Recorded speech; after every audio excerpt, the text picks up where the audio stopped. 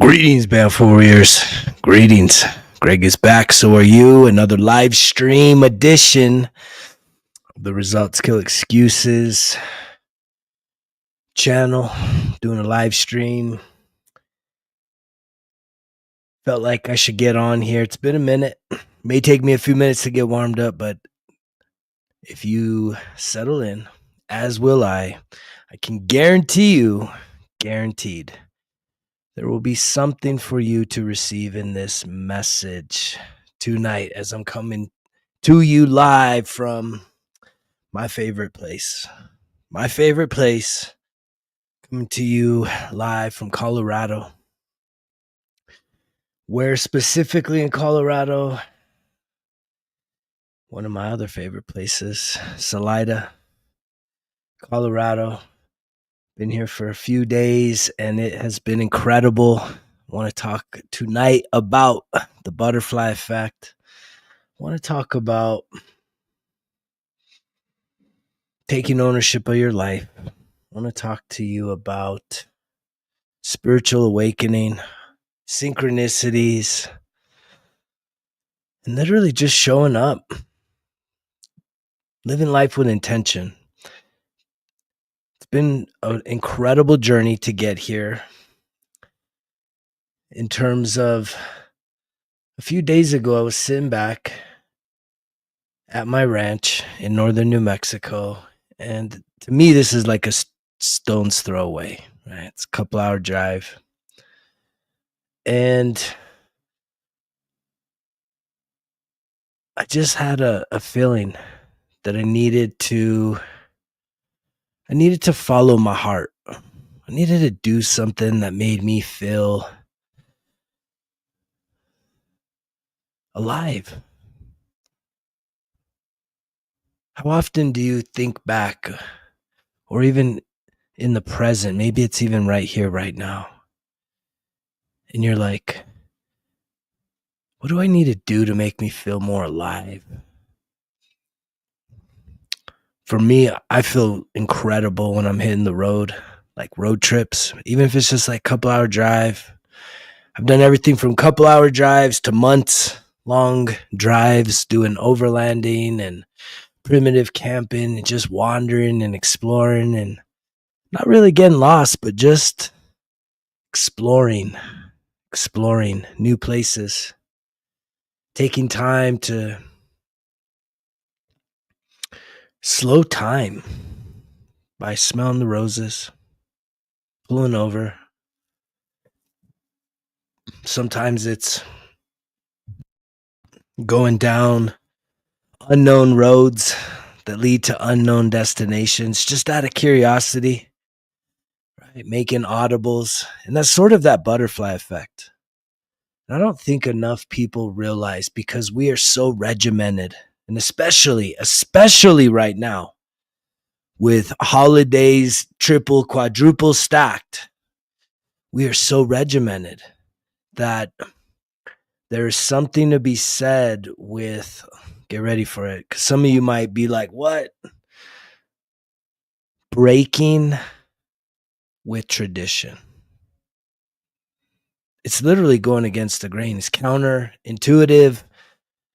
And in many cultures, many families, when you go against the grain, when you break with tradition, that's not something people embrace. That's not something people say, yay, we're so grateful that you're breaking with tradition and not doing what we expect you to be doing right now. That's what'll keep most people that actually give this message a listen. Some of y'all are hopping on here saying, why am I even listening to this? Well, why? Some of the most incredible people that I have met asked that same question. Why is this popping up right now? And there was something about it. If it resonates with you, stick around, stay tuned. I guarantee you there'll be something here for you. Maybe there already is.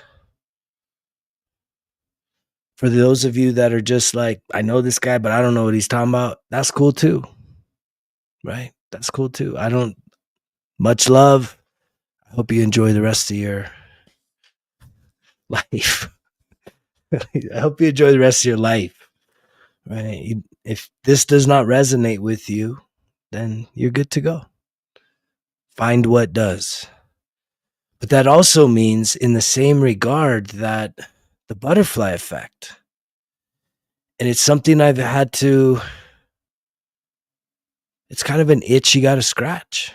Because the butterfly effect is known as anytime that you do something abnormal to your routine, to your patterns, to your behaviors, to your way of life. You throw an audible, right? If so many people were so into football, it's like when you throw an audible, it means you have one play called, and then you get up in formation and you look around and you say, wait, this play ain't gonna work. They know what we're doing. And so then you switch. You switch the play in hopes of being more successful. And that is very much a very effective, powerful tool in your life and mine as well. When we do something different, because here's what happens. It unlocks an unknown chain reaction of events that can absolutely break you free of that being stuck, being monotonous, just trying to figure out what the heck, man. How do I get through this? How do I get beyond this? If anybody is here tuned in and you're just stuck, same thinking, same pattern, same food, same tradition, same all of this. And again, what are you willing to do? In content creation, what I'm doing right now, right? We are so limited with our attention span. What's something that's really important for creators is what's called a pattern interrupt. So if I was to do something like that, anything small that would just get you to be like, okay, you're seeing the same thing and then something shifts, right? Something shifts. And you can absolutely do this in your own life. And I'm experiencing that right now. And I'm inviting you into the experience of my butterfly effect for the past several days. Because I broke with tradition. And that's not always the easiest thing, especially when you break from tradition in a way that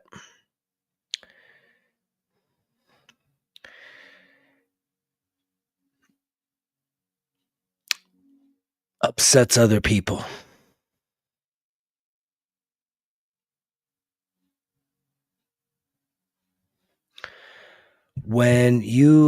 And that's an interesting thing. How people react to you making a decision that, again, we have to re-educate ourselves. And I had this conversation yesterday, soaking in some beautiful hot water, getting in some very fresh, crisp, 30-degree cold water. But there was some chance encounters. I would call them divine encounters. And I've had it all along the journey, the past several days, because I stepped out of the norm. I broke tradition. And thus I find myself in this new level. And it was an incredible conversation that I've had with people about empowerment, self-empowerment. It's going wonderful, bro. Yeah, welcome. I hope you stick around for a minute. It's always good to hear from you. So breaking from tradition is not easy. And the reason why it's not easy is because even in this situation right now, in the past several days for myself, I was labeled by some other people as being very selfish. You're selfish. Right? You're being so selfish. You're going to break from tradition. You're going to put your needs above the tradition of others. And it's like this whole journey has been that. Getting sober is breaking from tradition, folks. Getting sober in a society that is still very much at large on some sort of chemical or another. Being sober is very much breaking from societal traditions. And I know this because for the first 10 years of my sobriety, as I go on 14 now, when I would go to a social gathering where adult drinks were being served, when I would respectfully decline, people would apologize to me. Oh, I'm so sorry. I'm so sorry. As if not poisoning myself makes me having a problem. And that's also, man, this is going to go deep. So I do appreciate those of you that look for these messages, that truly seek out this message, this knowledge that I'm sharing, because there's a lot coming through. There's almost so much coming through. I can't even speak it all. But I'm grateful to be a gift. I'm grateful to have the gift of speech. And so I'm going to do my best to convey what is coming through to me right now. Again, not rehearsed, not scripted. This is just absolutely in flow. And it's beautiful because I can hear a river. I'm in this cabin in Colorado and there's a river. And it's healthy. It's flowing. Just like me, I'm feeling healthy and I'm feeling flowing right now. And yet, throughout this whole experience, I can point to countless things that require a lot of choosing yourself over choosing others. And you know how hard that is for someone like me that's a recovering people pleaser. That by the time I was born, I already had codependency issues, trauma bonding issues, abandonment issues. You know how hard that is to be fully centered on myself, seeing myself so much that when I make decisions, I don't make decisions. And this is what's really important.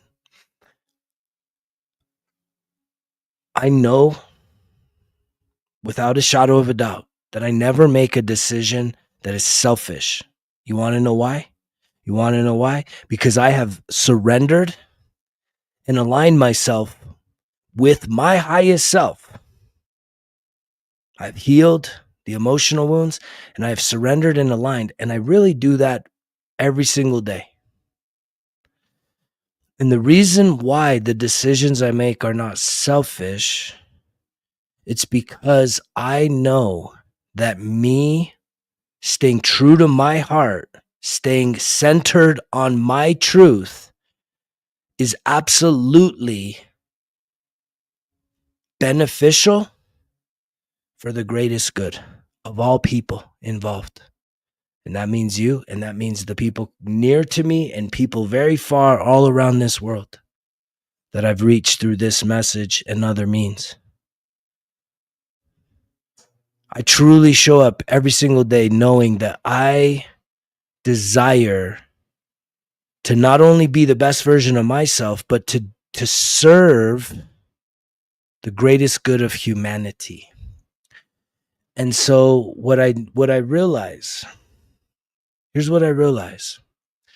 As I look back, I got 14 years of looking back, and I got 47 years of looking back and realizing when I self-abandoned myself. No one really complains about that. Man, don't choose to stick with tradition and self-abandon yourself. No one ever is really looking out yet for that. But when you choose yourself, when you choose what's best for you, and I had to learn this pretty early on because I knew when I joined the military, I enlisted in the military by the time I was 17. I'd graduated high school when I was 17. which means my mom signed away my life to the US government. I knew from a very early age that especially without having a father figure directly involved in my life and my upbringing, I had a stepdad. He was there, but he had other kids. My stepdad and my mom started another family. And so I have half brothers and sisters, and they were little kids. They were little babies, and I was already getting into my teenage years, and I was kind of on autopilot and auto program. And so I realized pretty early on, man, ain't nobody gonna save me. Ain't nobody gonna rescue me. Ain't nobody gonna pay my bills. Ain't nobody gonna comfort me on the darkest nights. Ain't nobody gonna clean up my messes except for you know who, right? The person over there that I'm still waiting for. No, it's always been my responsibility. And I guess there's just a lot of people that, like, I think that overwhelms you, is to have to embrace, man, why do I have to do it all? And it's like, I get that too. I got a lot of compassion for that. I get those of you that are wary, those of you that are tired, but I can tell you that the way I flipped my own dynamic of abandoning myself, doing what other people wanted, because I realized at my core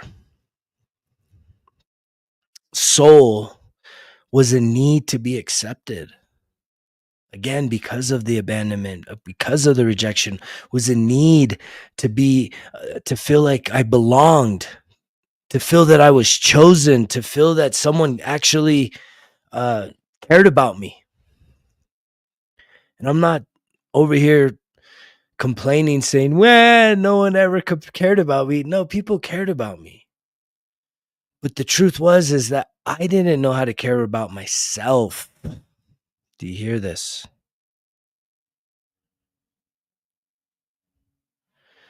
It's good. This is all about learning. Everything's a full-length mirror. And so me finding myself in a place that I had not planned to be, right? I did not plan to be in Colorado on this day. But I made a split decision in a moment saying, what do I need right now? Given everything I've been through, given everything that's happening in this moment right now, which was a few days back, I said, what do I need? And that's a huge growth. You know how much growth that is when you realize your needs, and then you don't have to go and put that burden on somebody else to do all the things that you should be doing for yourself. That's been one of the probably most sobering points of personal accountability. Was me, again, here's your assignment. Here's assignment 1 for this broadcast is get yourself a notebook. If you haven't already, get yourself a 1% Better Everyday Journal. Click on the link down below or go to resultskillexcuses.com. But here's your assignment. Get a piece of paper and write down, listen to this, because there's a difference. You need to write down 2 lists, so you may need 2 pieces of paper. You need to write down all your needs, and you need to write down all your wants. They are not the same. And when you write down your needs, I want you to leave a little space on either the left side where there's usually like a line. Let me see if I have this. In the margin,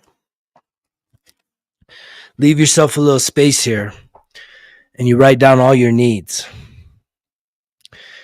Now, what's the difference between a need and a want? That's a good question. I'm glad you asked that. We can get into that. But the reason why you write down your needs and your wants is because one of the biggest places where I matured, let's call it that, let's call it what it is. When I finally matured, and this is only a few years ago, this is only in the past 5 years that I fully matured as a man, was realizing all my needs and all my wants. And what I realized about my list of needs is that I needed to learn how to meet all of the needs possible on my list on my own. And I am encouraging you to try doing that yourself as well. And nothing that I'm saying now is a big, like, fuck you to the world. I don't need nobody. That's not how I show up. It's not that I don't need other people.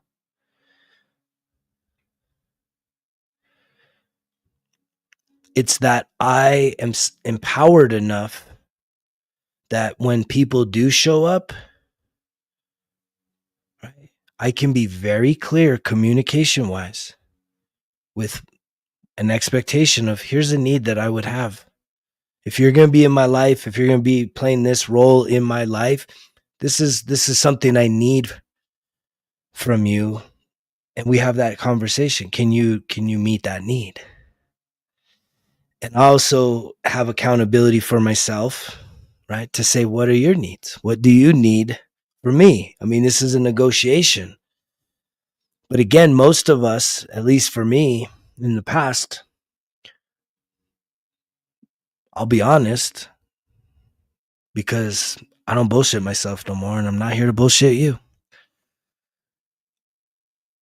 I was, again, when I was immature, when I was still very wounded, I was needy. Right? I was always looking. I know the psychological issue. A lot of times we just call it mommy issues. I have mommy issues, daddy issues, you name it, issues. But I've taken my power. I've taken my power back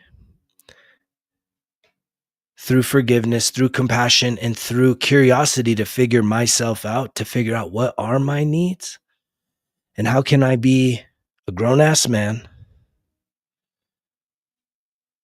and be able to actually take care of myself fully. And that means that when someone else comes in, when they do things that are on my needs list, I'm the most grateful guy ever. The most grateful person on this planet, guaranteed. When someone shows up and they start meeting my needs, even though it's not a requirement, because what I've realized is when I fleshed out my needs list, I honestly, especially in terms of a relationship, there's needs in all things. There's needs you have in your workplace. There's needs you have within your family dynamic. There's needs you have with your intimate partner. There's needs you have with pretty much any connection you have. And a lot of times we don't ever, most of us, but not most of you. That's why you're here. Most of you should be taking the time to journal this out, to write this out, to figure yourself out. What are your needs versus what are your wants? Right? A silly example would be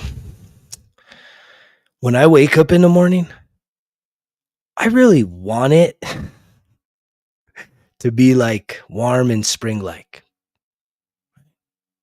That's a want. I don't need it to be warm and spring like, especially at this time of the year going into winter. Right? But I could want that, but I don't need it to be that way. That's why I got beanies and hoodies and jackets and sweatpants and all the gear, because I don't need it to be warm and sunny, but maybe I want it to be. And here's what's beautiful is that when you look at your needs and you look at your wants, there's a lot of opportunity. Your needs are essential. Like, you need to eat at least once a day, or else, and definitely you need water. or else you die.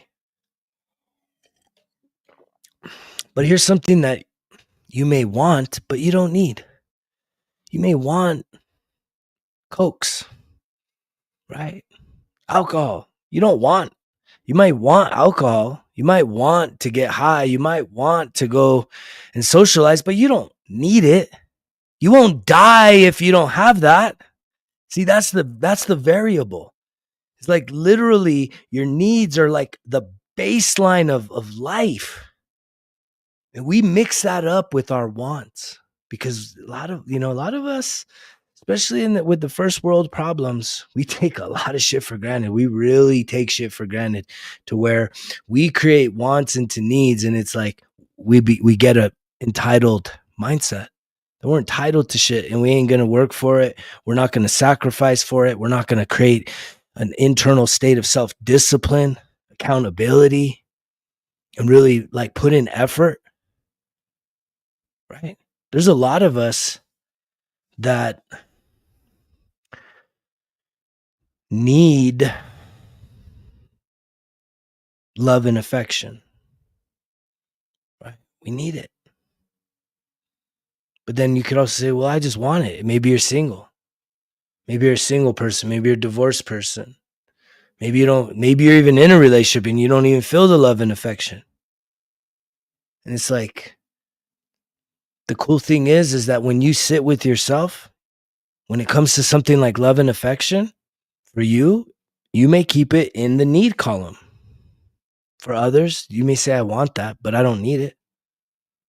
Because I'm going to love myself and I'm going to be affectionate to myself because that's the number one responsibility. Because again, how you treat yourself is how others are going to treat you. I'm going to say that again for those of you in the back of the classroom here. The way you love yourself is how others are going to love you. And so if you're frustrated in love, I'm here to tell you straight, no distortions. You are not loving yourself unconditionally.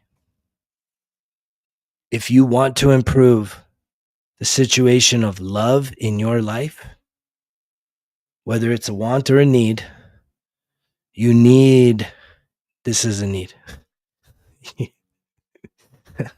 It would be beneficial. I shouldn't put it into a need category. It's beneficial for you to figure yourself out and start taking care of yourself, which is prioritizing yourself, which is very counterintuitive.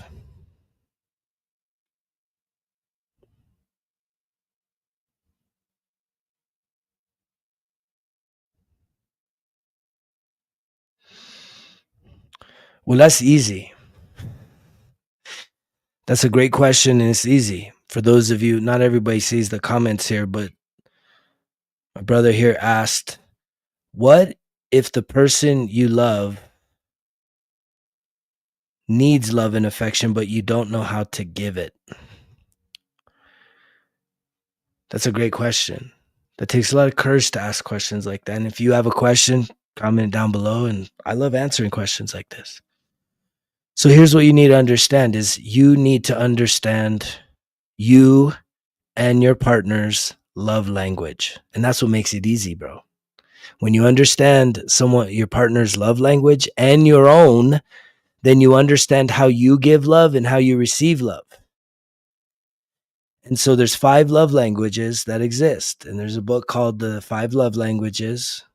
You can listen to it on Audible or read it. And definitely if you're in a relationship and if the two of you haven't explored your love languages and really locked that down, it is something that you need to do now. Because it will absolutely decode how to speak your partner's love language, how they receive love and how they give love. And so the 5 love languages are physical touch, words of affirmation, quality time, acts of service, and gifts. Again, physical touch, quality time, acts of service, words of affirmation, and gifts. and everybody has different. You can even search online. There's probably some free love language quizzes so that you can just answer a bunch of questions and it'll figure it out.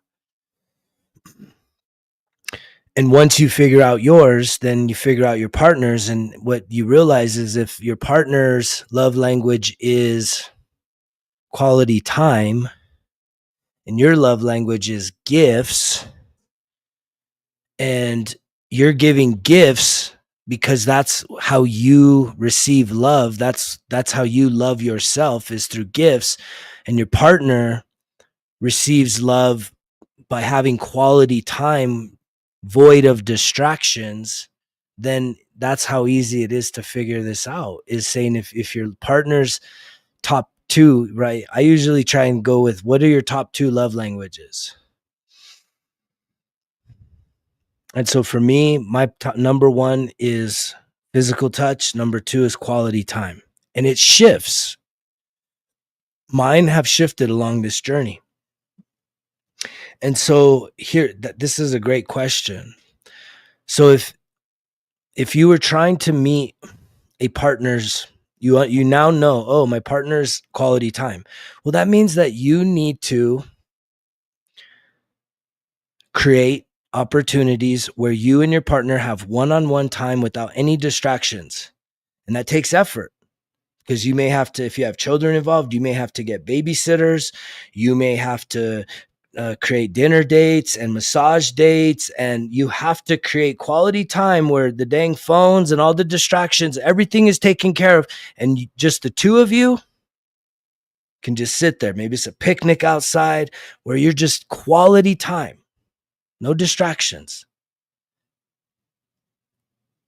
If your partner's love language is touch, well, clearly that a lot of us, myself included, right away as a Scorpio, kind of goes right to sexuality. But it's not just, I've had to learn this in seasons of extended singularity. As someone that my number one love language is touch, guess what? When I wrote down my needs, I realized, I'm like, man, I know what my love language is. I know it's touch. Well, I had to say, well, what's a creative way for me to have my needs met without having another person involved that's like an intimate partner if I don't have that person in my life? Light bulb goes off because I start reflecting and thinking about this. And I said, well, man, you know what I love doing? And it's a self-care practice. I love deep tissue massages, not with happy endings, but literally professionals, healers that know how to do body work, real body work. So for me, I get massages every week. Yes, I said every week, because that's my love language. And there's no happy endings other than the fact that at the end, I feel like $1,000,000, because guess what?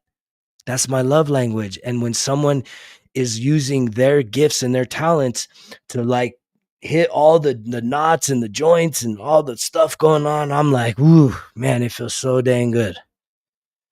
The other thing I do to meet my need, right, when it comes to physical touch, is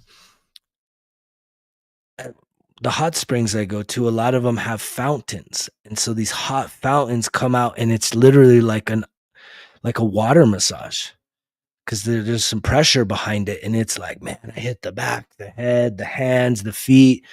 And so to me, that also fills up my cup. But I also spend some time just like, kind of holding myself, hugging myself, taking care of myself. And so clearly, if you have somebody that's like, it's gifts, that doesn't mean that they're just a gold digger and they're shallow. That's just, a lot of this stuff is also programmed in our childhood, right? And the parent maybe wasn't ever emotionally available. So the parent just was a provider type, and they were just always providing. And a lot of times that's usually material possessions. And so that's how they receive their love. And see, you can decode all these things, but you can also evolve. And I have evolved, because my words of affirmation used to be my number one love language. But as I started journaling and like listening to positive affirmations every day and like validating myself, loving on myself, taking care of myself, believing in myself, improving my self-confidence. It's like I got that on lock. I'm not empty.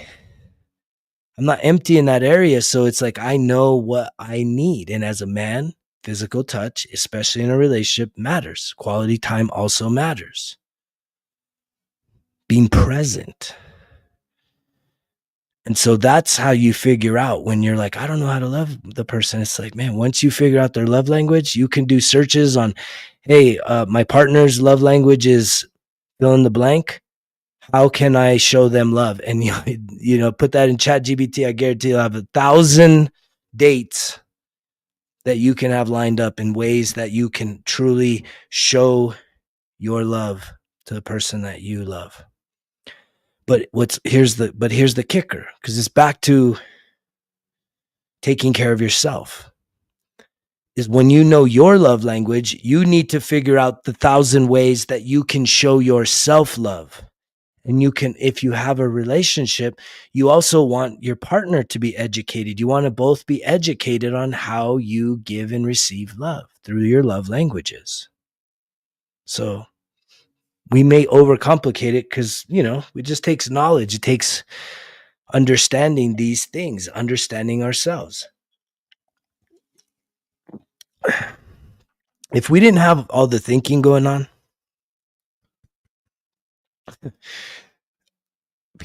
humans, we're pretty damn simple. We're simple creatures. We just want to be seen, heard, loved, right? Supported.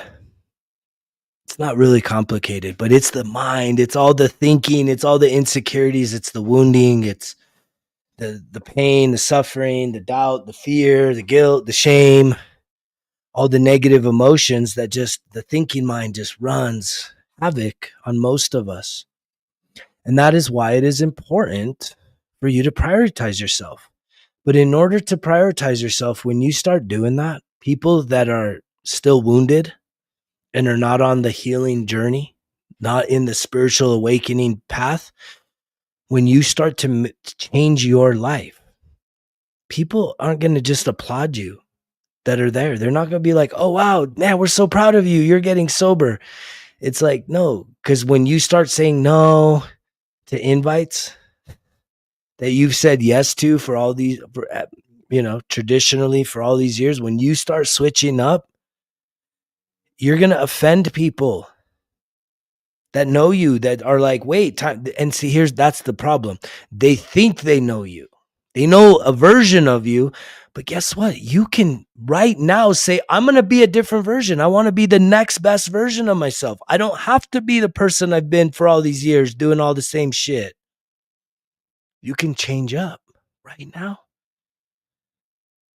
Right now, you can tell yourself, from this point forward, I am going to value myself, love myself, figure myself out, start loving myself, start caring for myself. And people around you are not going to like that. There's the big warning, right? Warning. People aren't going to like it. They say they love you one day, and then you start switching up. You're going to be called selfish. You're going to be told to stop doing that. Oh, you think you're better. I've heard it all. Hundreds and hundreds and hundreds of times. I've heard it all from people that I'm related to, the closest people to people far away. It doesn't matter. I have heard it all in terms of you're selfish, you're being this, you're being that. And the reason why that happens, because there's never hate. I don't hate anybody. I'm not upset with anybody that's ever projected that onto me, because I know this is what happens when you start to change for the better.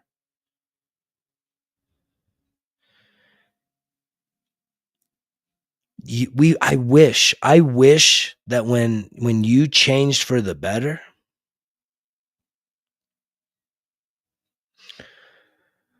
I wish everyone else around you was like, you know what, you're changing for the better. I want to change for the better too. It does not happen. It does not happen that. It's like I haven't experienced it. People may say it, but I can promise you they don't mean it. And because for them to mean it means that they're going to go and they're going to go face their demons. And most of us, we don't, and it's not even, there's not even demons there, but that is a terminology we use. They got to go face the shit in the dark within themselves, within their own soul. They have to face their own shit. And guess what? Most of us are not ready or wanting to do that. But when you start doing it, it's like facing yourself, saying, I'm no longer going to be my worst enemy. There's no cheat code for that. There's no quick fix. There's no magic trick. What it takes is you literally sitting with yourself with a piece of paper, probably even with a professional medical therapist, for you to start unpacking all the shit you've been through. And the way that I verbalize what that means is it means you're going to have to shine the light in all the scary places in your life, in your heart, in your mind. You're going to have to shine that light. And when you start shining the light into your past, into the things that caused you pain, especially 0 to 10 years old, you're not going to be neutral about a lot of those things. Those things, the pain that you experienced in the time that whatever happened to you as a little kid, it is just as real and raw. 20 years later, 50 years later, I've talked to people in their 80s about things that happened to them when they were 6 years old, and they are literally terrified, breaking down, bawling out their eyes because the pain is still present. And that's what leads us to all the addictions, because all we want to do, addiction in and of itself is like the most purest intention that we all have for ourselves, to just not feel pain associated with trauma. It's our way of saying, how do I get rid of this pain that I'm feeling? And we turn to all these things, and none of them, I repeat, not one of those things is going to help you eliminate your pain. It will numb it. It will not get rid of it. And it's not until you make the conscientious decision that you're done.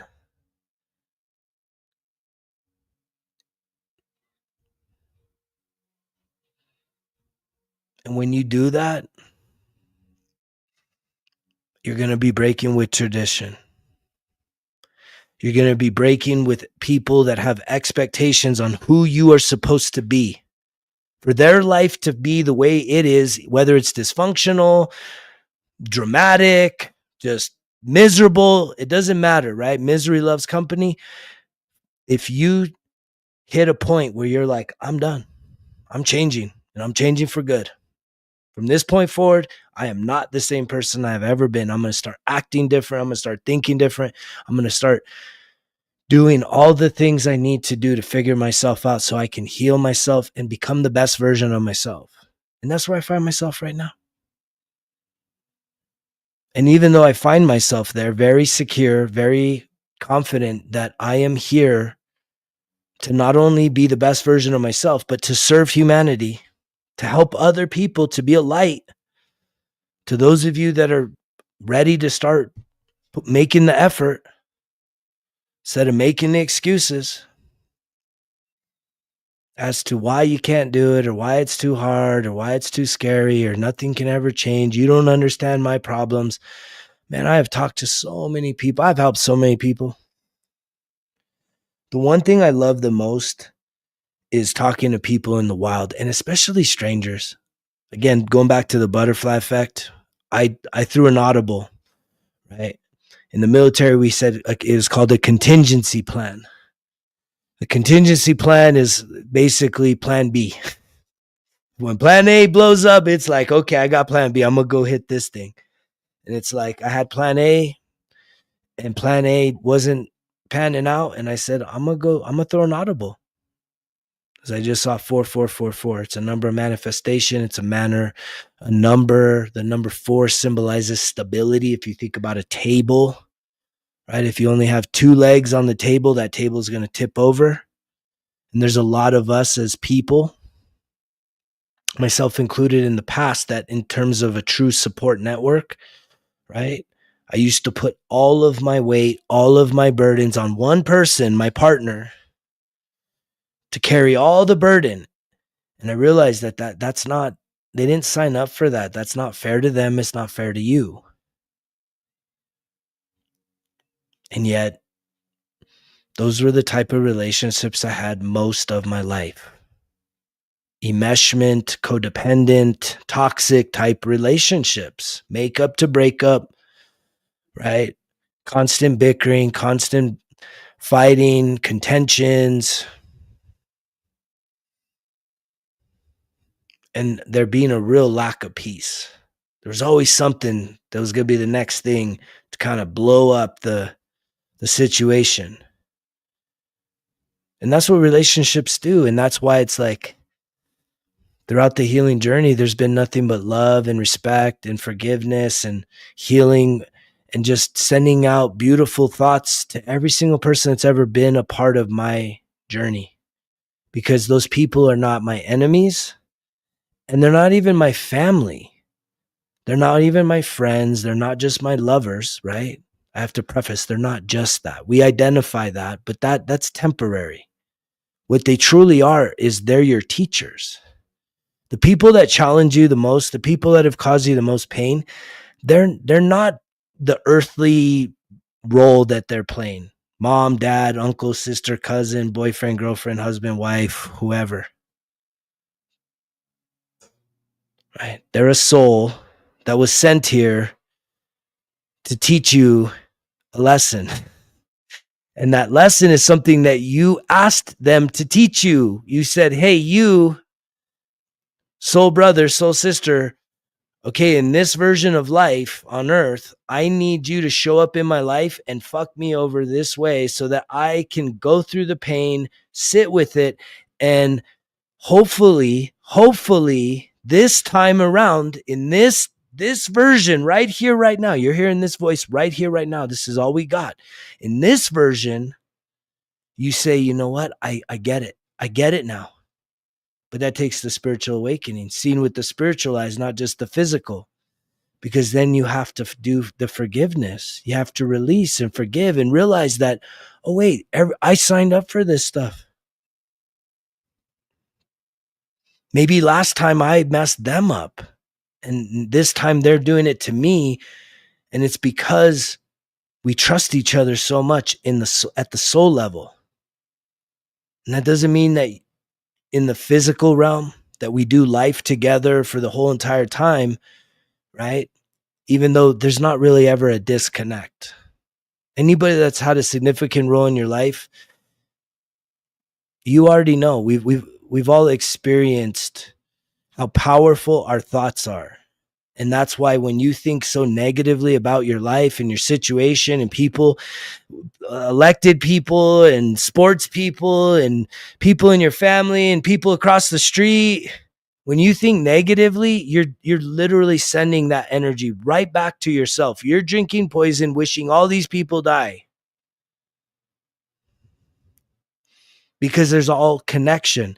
And you know the proof of it. Have you ever thought about somebody and the next thing you know, they call you, they text you, they send you an email, they reach out to you. You're thinking about somebody and then boom, they respond.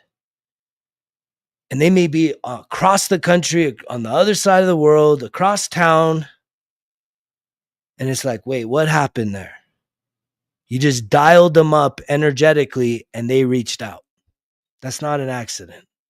And if you've had that and you've been aware of it and it's made you kind of be like, that's crazy. I just thought about them and they showed up. They called. How the heck does that work? And it's just goes to tell you that it doesn't matter the falling out of relationships or the current state of relationships. You're connected to the people that have been a part of your life energetically, spiritually, emotionally. And yes, we are moving into a place where we are actually connected telepathically. However, most people haven't quite got to that yet. But we're moving there. We're moving there a lot faster than a lot of you think. You may think, oh, it's way far in the future. No, it's happening quick. There's the spiritual, energetic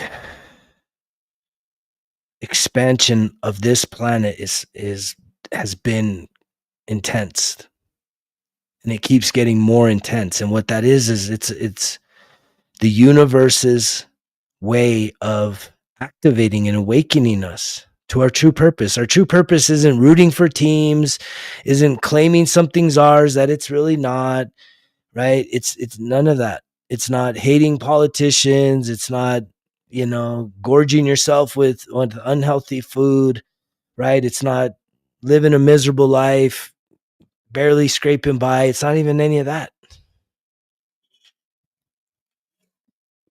When you get to your truth, you will align yourself with seeing clearly that there is a gift inside of you that is meant to be identified, developed, mastered, and then shared with the world around you. And that world could be the entire globe of humanity, or it could just be your family, or it could be your neighborhood, or it could be your community, it could be your state, it could be your country, or it could be so far beyond. But the fact of the matter still remains is that it is your responsibility to identify your gift. The thing that's in you that makes you so unique, the thing that you're so afraid to show anybody, to share with anybody, because someone 0 to 10 years old continuously told you you're not worthy, you're not good enough, you'll never be good enough, you're just one of them, you have to just do this, do that. And you said, okay, I better do that because that's the tradition, that was the authority, and you submitted.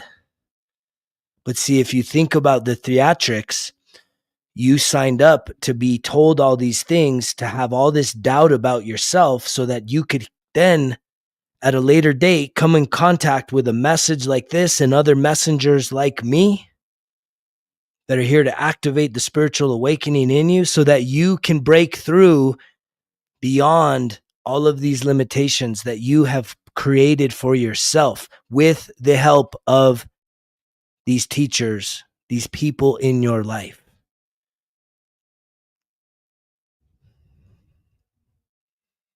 Everyone's experiencing this. Everyone has experienced this.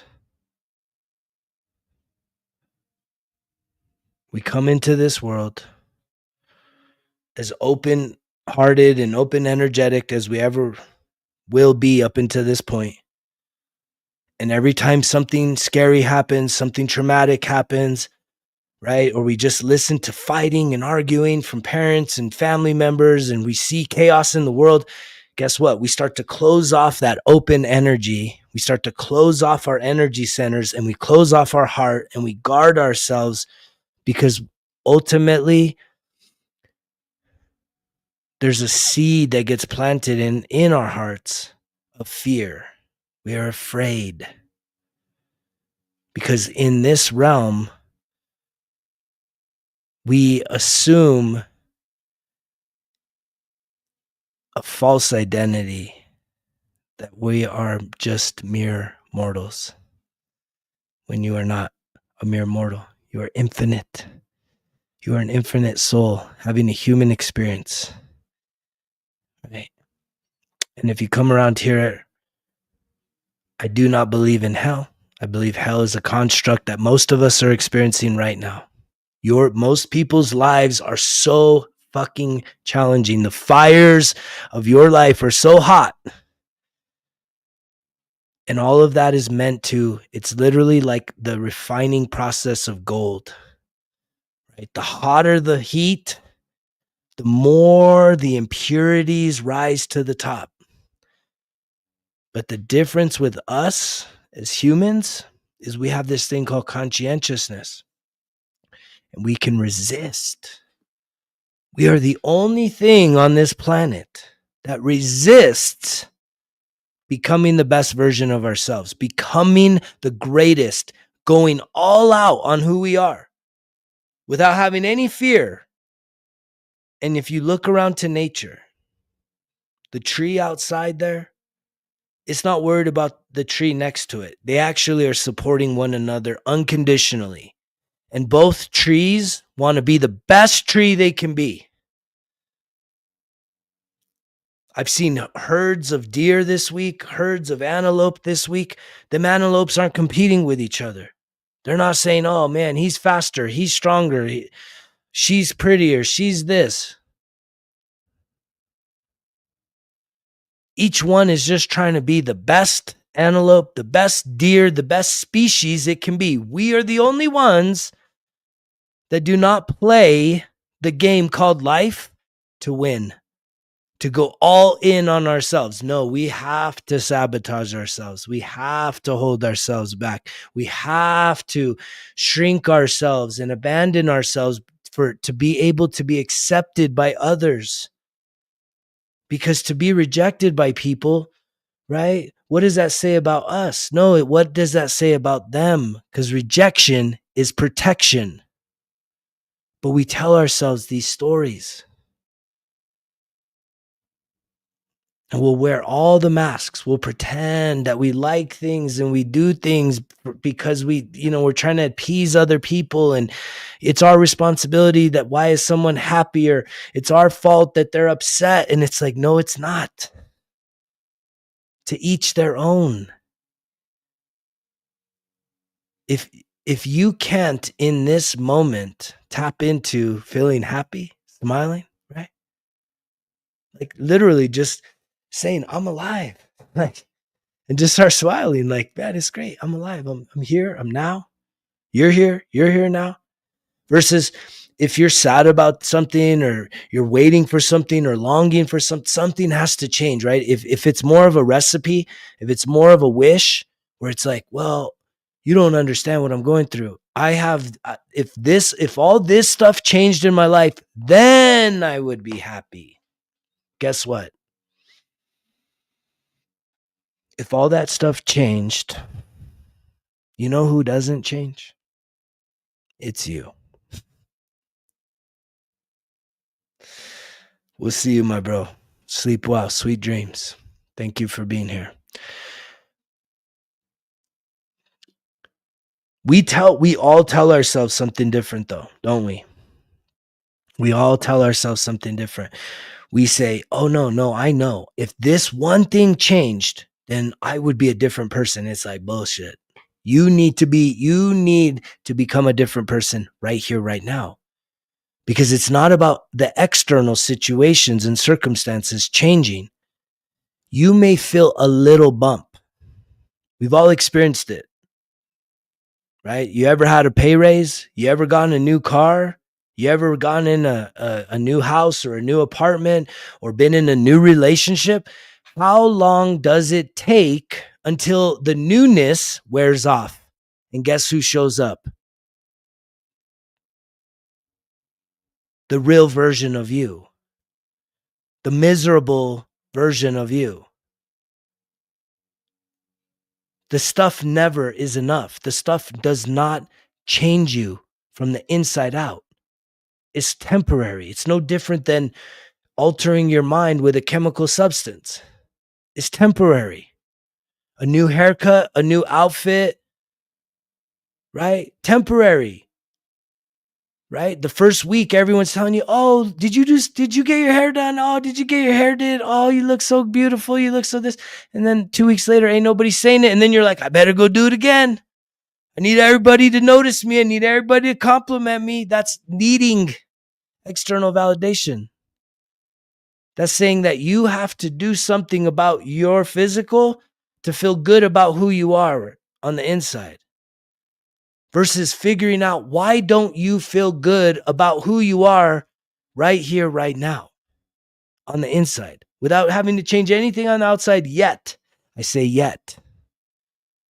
Because when you get really honest with yourself, when you really look deep, deep, deep inside of you. And most people, you don't have it. You don't have it in you to just sit with yourself. Most of y'all do not have it in you. You are too afraid. You need to be too distracted. It is too uncomfortable to just sit with yourself. And I'm here to tell you, if that's how you feel, if you can't really sit with yourself in silence, no distractions for an hour, if you can't do that, man, I really wish that you would consider looking into some therapy, right? I'm not big on pills. Never have, never will. But some talk therapy or hiring a coach, something. You need somebody to kind of hold your hand from a neutral place. If it's that hard for you to just sit with yourself. And there's no shame in that. It takes a lot of courage. That's what got me to start going to therapy. When I hit my rock bottom 14 years ago, and I knew my time was over with alcohol for sure. And I threw THC right in with it. I knew that because I had made the decision to no longer be chemically distorted in life, to use those things to numb my pain, that I was going to start sitting with my pain, figuring out myself. I did this next. I had to raise my hand and ask for help. I started going to therapy, and I'm grateful. I still go to therapy once a week. It's a sacred time. And it's because I have someone that's neutral, that's not related to me, that there's no personal ties to, that I can just offload whatever's bothering me in that moment. And that person's going to be a pretty damn good sounding board for the areas. It's going to help me to see two things. They're going to hold space to listen to everything I got to say.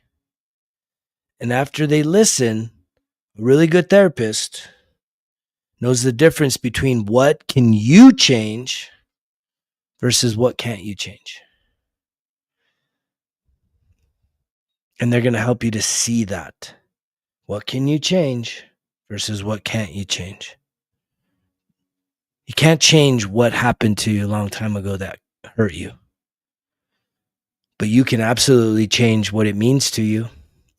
You can absolutely change the emotional environment that is within you, that is causing you the pain because you haven't processed and healed from it. You just thought that ignoring it, running from it, hiding it, sweeping it under the rug, and just saying, I'm moving on and I don't want to have anything to do with that, right? Moving on with my life. It's like, just because you tell yourself you're moving on, that shit is coming with you every step of the way. And when you get honest with yourself, you see the patterns, right? We are creatures of habit. We are not that complex. Our thinking makes us complex and complicated, but our patterns and our habits are pretty damn straightforward. We can see the dots really quick if we're willing to be that brutally honest with ourselves, to really start to get truly authentic and true to ourselves. And when you do that, if this is a place that you're finding yourself, then it's a solo mission. It's not a group exercise. The spiritual awakening healing journey is not a group exercise. It's a solo op. And by solo, that doesn't mean that no one else is involved, because I just said I've had therapists, I've had pastors, I've had, friends, I've had different healers that have crossed paths with me, but ain't nobody carrying me, ain't nobody comforting me, I have to continue to choose this path. Because guess what? Every other person out there is dealing with their own shit. And that's why it is literally up to you whether it's your choice. Because I am in no way, shape, or form trying to convince anybody to get their shit together. I put out an intention every day that I put this message out there, that this message will meet and reach people that are already doing the work and just searching for something more, or are absolutely at that breaking point where they're like, I'm ready to lock in and I'm not looking for a magic trick.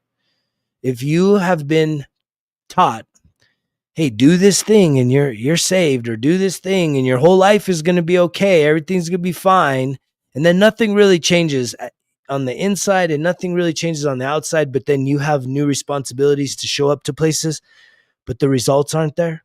I've experienced that. Religion is one of those places that kind of left it left work undone, unfinished. And it wasn't because I wasn't willing to go all in. I went all the fuck in, man, all in. I'm all in on this. And I still didn't see the fullness of what I knew was possible with my transformation.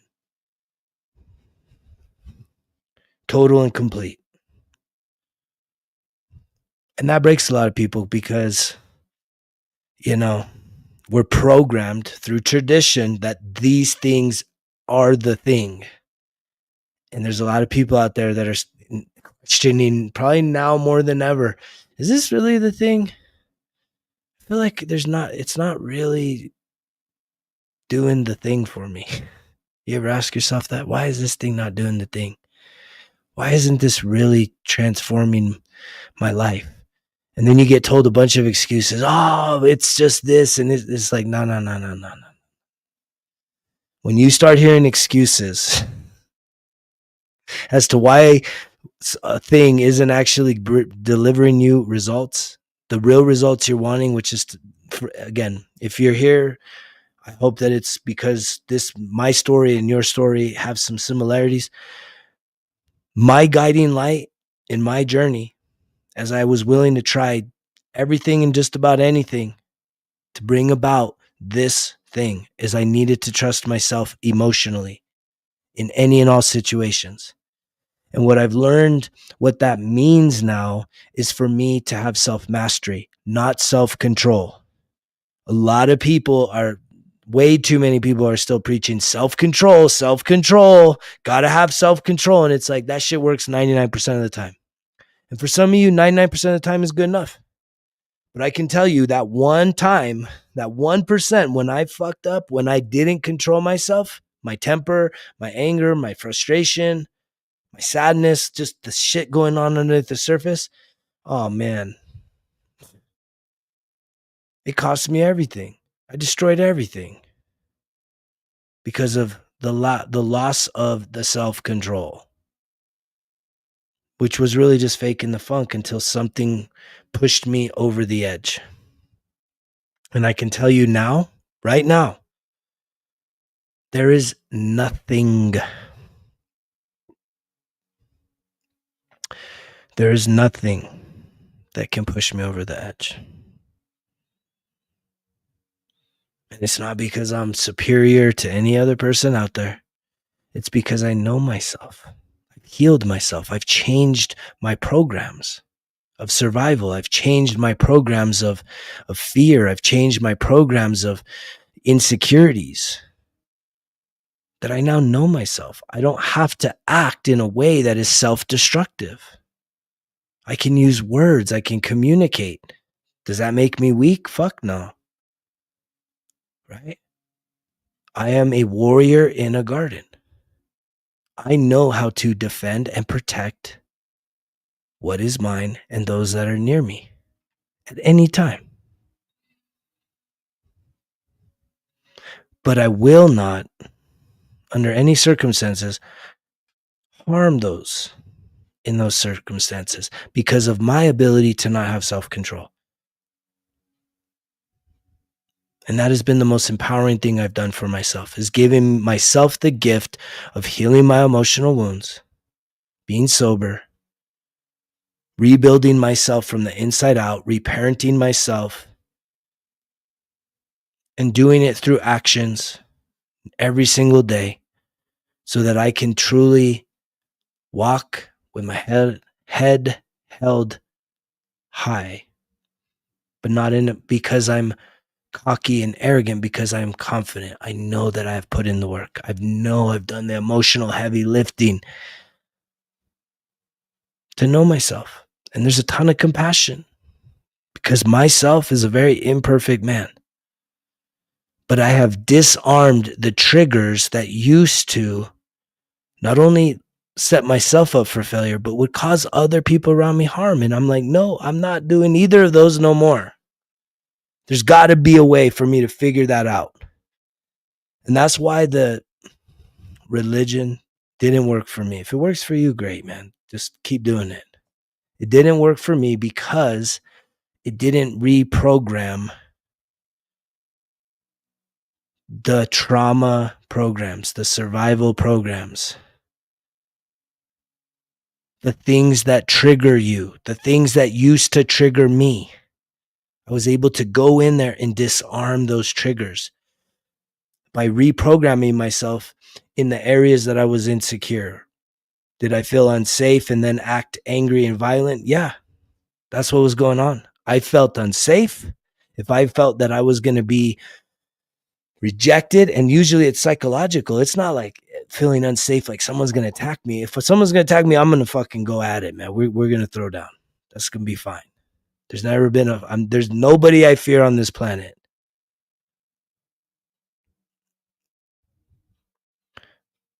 But when I say I was scared, it was because of the emotional attachments that were planted in me as a child, the codependency, those root causes. This is what I guide people through the coaching I do, through the 1% Better Everyday Journal and the master class there.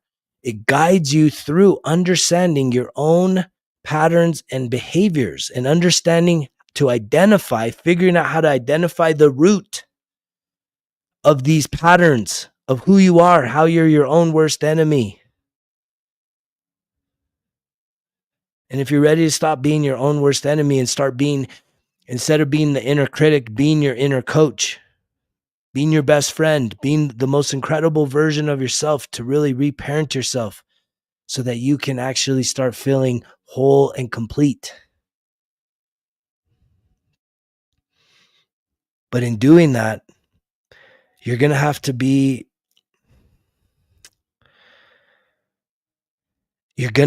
to get to a place where you're so confident in yourself, right? That if other people want you to stop, it's like the craziest thing. They want you to stop getting better, as if somehow if you get better, that's going to make them worse. No, it just makes them feel like, wait, if you do this, if you break the generational curse, if you overcome the fear, if you overcome, the alcoholism or the drug addiction, if you overcome the trauma and the sexual abuse or whatever the hell you experienced as a child, if you overcome that and become the incredible person that is fully free of it, if you overcome that, then what does that tell? That signals to everyone else that's observing your life that, if they can do it, then I might be able to do it too, but I don't want to. And that freaks people out. And they would much rather try and sabotage you from doing it. Because if you do it, they have to bear witness to what is possible. And inside of them is a little kid too that's just scared. That's scared to believe that, wait, can I really do this? Can this really be done? Can I really free myself from addiction? Can I really free myself from poverty? Can I really free myself from just suffering all the time, from health problems, health issues, whatever? You fill in the blank. Can you free yourself from the things that are holding you back in life? And the answer is yes. But you got to realize that this life is self-rescue. You got to show up for yourself every single day. That's been my commitment. That has been the consistency. That is the life I live. Every day I show up for myself. And there's some days that I show up for myself, prioritizing my needs above what other people want from me. And guess what?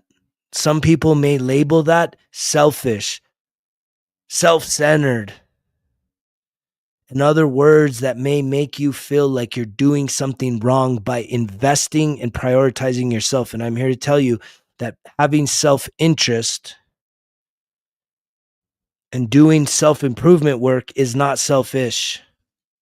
It is the greatest thing you can do ever. It is the greatest thing you can do. And as you do it, you will help others to follow your path. And the others may not be the people closest to you right now. Those people may fade away. And that's another problem that a lot of people have. I can't do that. That's too much. That's too much of a sacrifice. And for that, I just wish you the best. Sometimes the sacrifice is only psychological. You have to be willing to say, you know what, I'm going to let go of these things, all these things. And you only lose things that are no longer aligned from you. And that's where, in the journey, even though I'm not religious, I'm absolutely spiritual, and I absolutely believe that we do have a creator and there is a higher power. There's God and there's angels that are watching over you, and they're watching over me, and they are cheering for you, and they are cheering for me. But the filter of your life, as for mine, is, are you going to choose to walk in love, or are you going to continue to choose fear? Playing small. And you know when you're playing afraid.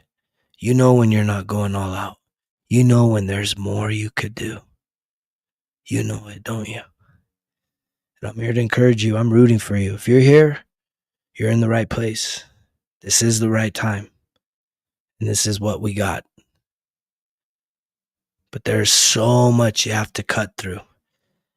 And if I circle it all the way back to the beginning, the butterfly effect, right, is when you choose to break with tradition, where you choose to zig instead of zag.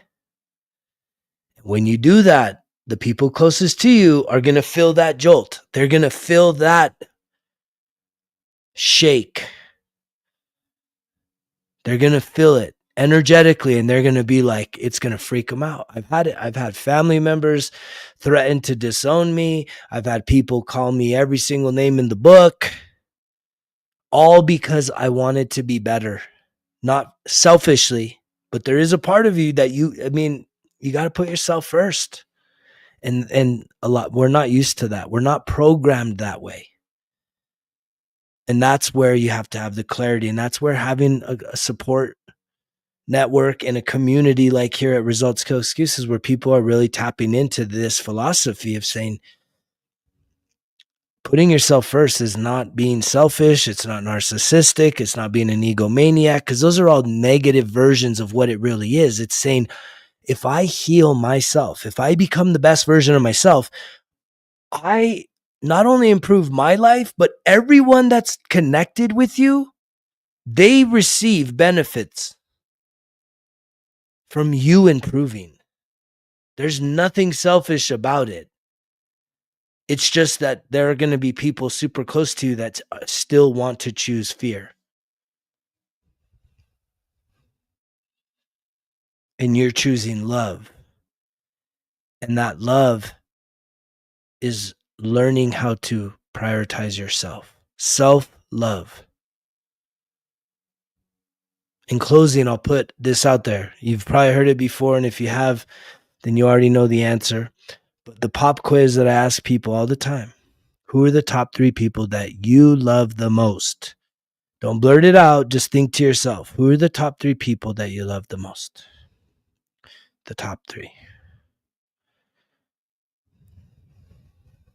Don't overthink it. If there's 4 people, you can group all your kids in one category. Just think of 3 people that you love the most. Now, here's the catch. You failed if you did not put yourself first. Most people I talk to fail. Most. And the funny thing is I don't tell people the answer like I do here on the stream, but I always ask people. I go around. I did it yesterday in a hot spring. I asked, "Hey, you guys want a pop quiz?" Because we're having these kind of conversations. My favorite. And they said, "Yeah." And so I asked them, and none of them said themselves. And I said, "Why did you all fail?" And everyone always knows. They're like, "What? Because I didn't put myself." And it's like, yeah, you didn't put yourself. Well, isn't that selfish? Isn't that narcissistic? Right? Isn't that egomaniac? No, it's not. Who do you do life with 365, 24/7? Who do you do life with? You are a person, right? The question is, who are the top 3 people? You are a person, aren't you? And you don't love yourself in the top 3? And if you don't love yourself, again, the love you give yourself is the love you give to others. So if you don't even see yourself worthy of receiving love to yourself, which is a healthy practice, the love you are giving others, I'm just here to tell you and not judge you, it's questionable how authentic it is. And the love they're giving you is probably the same. And it's just something that we have to unlearn and reprogram in ourselves, is that it is not a negative to prioritize yourself, because when you do that, you're teaching everyone else, like, man, the things you love, the things that make you come alive, the things that keep you healthy, keep you strong, keep you happy, keep you filled and your cup overflowing so that you can truly enjoy life. Like, do those things. Don't be a snake. Don't manipulate. Don't lie. Don't cheat. Like bad things. Don't do that. But when you do healthy things that prioritize you and your heart and filling your heart's desire, whether that's learning some new things, doing a creative expression, something, right? That's the most beautiful energy that you can be filled with, is self-love. But self-love also means being true and authentic to yourself. That means that you can look yourself in the mirror, and if there's things that you know that need to be improved about yourself, you're gonna start creating some goals that are actionable, that will get you to becoming the better version of yourself. You will sacrifice the version of yourself now for the best version of yourself then. And you will put in the effort, and you will stay consistent. And that alone will consume most of your time. And a lot of you are like, man, I ain't got time to invest in myself. Well, then let's be honest. It shows, doesn't it? It shows, doesn't it? When you don't invest in yourself, it shows. It shows, doesn't it? Let's be honest. See, that this is the honesty. This is what people need to hear. You don't want to hear this. You don't want to hear this. This freaking naked truth. That when you are not investing in improving yourself, it shows. You feel it. You know it. But when you start investing in yourself, guess who benefits? You. You start feeling incredible. You start feeling great. You start having a positive mindset. You start having more confidence in yourself. And guess what? That's attractive. And people around you are all hungry for that same energy of authenticity. So many people were just bullshitting each other, acting like, man, let's talk about the game. This is bullshit. Let's just sit here and talk about the bullshit. Let's just shoot the shit. Small talk. That's never what's going on here. We're always going on the deep end, getting into the mud of life, and it's a safe place to do that. That being said, I'm grateful to have gotten back on here. I never know which way these will go, but I try and give myself a direction, and the butterfly effect was me making a decision 3 days ago to break from tradition. And if any of you know what that means in this holiday season, that meant that I chose to do me. I chose to spend some time with myself, to take care of myself, to connect with myself. And I know that in doing that, what's beautiful is that God was with me this whole time. I've had some incredible, because I did the butterfly effect, right? Because I'm not where others thought or even tradition would have me. I'm in a different place. And that's how you start to shift. That's how you break through the monotonous life, the apathetic life. Like, you have to do something different. And it should be radically different. If you can do something radically different about your life and start really like doing something to shake things up, do it. Don't think about it. Don't strategize it. Just go do it. If you know, you already know it. I know every single person that hears this message, you've been thinking about doing something for years that you ain't done. And I know that that's a gift I have, is the gift of lighting fires under people's asses to give them the confidence in themselves to go do it. Go do it. Go sign up for it. Go apply for it. Go book it. Travel to it. Whatever you got to do, go do it. Don't think about it. You've already thought it through. You're just living in fear. You're worried about, how, I don't know how. We worry about the how, instead of just following our heart, following that intuition, making a decision for yourself to help to change things up. And usually the barrier for that is feeling worthy. Are you worthy? And my answer to you is yes, you are worthy. For whatever it is that just keeps coming up year after year, month after month, and you just don't act on it. You just think, oh no, well, I don't know. Timing's not right. Stars aren't aligned. Maybe once this thing is done, it's like, do it. Open doors, close doors. If something is for you, right, you need to do it. If it keeps coming up, try it and see what happens, even if you fall flat on your face, even if it fails. There's something in that lesson that will make you better prepared for the next thing. But you're still thinking about the first thing when you could be down 5 things. And it's not about you've missed the opportunities, but you have. But guess what? A new day, new opportunity. Every day is an opportunity for you to take that action, for you to stop making the excuses, for you to get radical and say, I'm going to do it. I'm going to do it. And it's not waiting till the new year. You have new day power.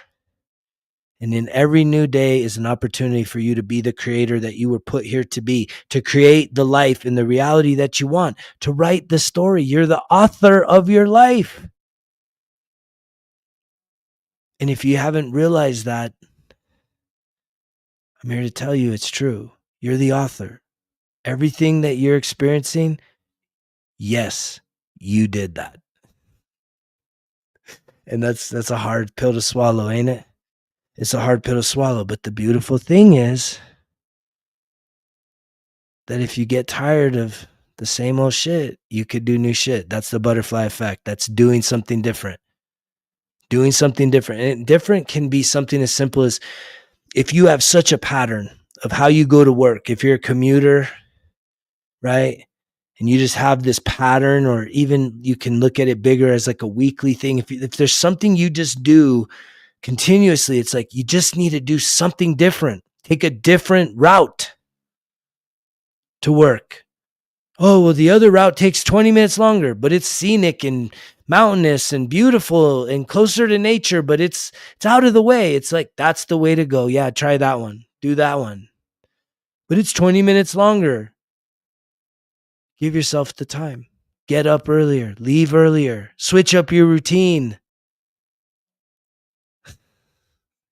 If you're used to shopping at the same grocery store, making the same food, switch some things up. Go to a different grocery store, buy some different ingredients, look up some new recipes and say, hey, I don't know, this one vegetable's always been weird to me. I don't know anything about it, but I'm going to buy it and I'm going to look up a recipe on something I can make that I'm just willing to check out.